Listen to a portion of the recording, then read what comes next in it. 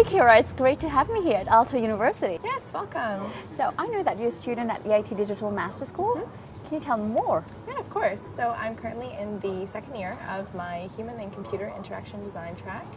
And I did my first year at KTH in Sweden, and now I'm doing 6 months here for course and then my thesis. So why did you pick this program? So I knew I was always interested in human and computer interaction design, but also I really wanted a business factor as I did that in my undergrad, and knew that this program kind of had both together, so it was kind of a perfect selling point for me.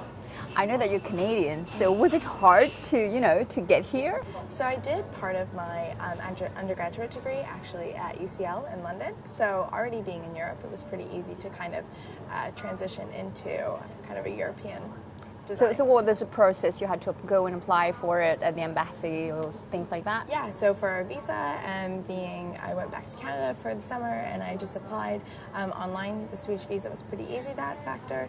And then also when living in Sweden and knowing that I was going to eventually move to Finland, I just went to the embassy, I filled everything out. It was a really easy procedure, and the university provides you with a checklist, so you know exactly what to do to ensure that you are fine when you do get here. And what about the standards? Are you happy about the level of education, the teachers? So that was another thing within EIT. I mean, they are the top tech universities within Europe. So of course, meeting that standard for my undergraduate was really important to kind of transition it through my professional studies. And how's life on the campus? For me personally, I take a Get to Know Finland course here, so it's really about understanding the Finnish culture and how to integrate into society, but also how to compare it to your own. Was accommodation an issue for you? In Sweden it wasn't, because we were guaranteed housing, which was really nice being in Stockholm, and now moving to another capital, unfortunately we weren't guaranteed housing, but there are tons of programs that you can sign up for and really help you figure out what affordable. Also because living in capital countries, obviously that's a main cost concern, especially when you're a student. So. And what do you eat here? Finland has pretty similar food to Sweden, so I was kind of used to that transition. We also here have canteens that are subsidized by the government, so it's only €2.60, wow, which is pretty good, and we usually all have lunch together. So. And international food? Yeah. So, and there's always like free options, vegan options, vegetarian, so anything you need, it's always there. Fantastic. So Keira, a typical day on campus? Yeah, so pretty much starts in the morning. I live in Helsinki city center, so get a coffee, head on the metro, only about 15 minutes.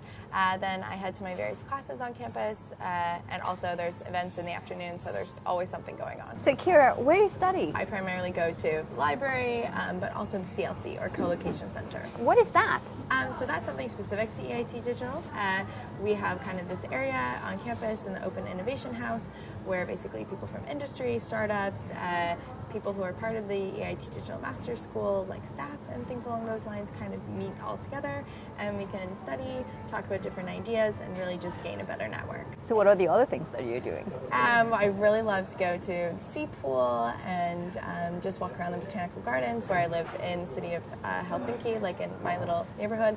There's right by the water, you can go for walks and just hang out. And actually, I have a sauna time if you want to come and join me, because sauna is so big in this culture. So great. Yeah, we can Let's go for it. Yeah, sounds good. Super.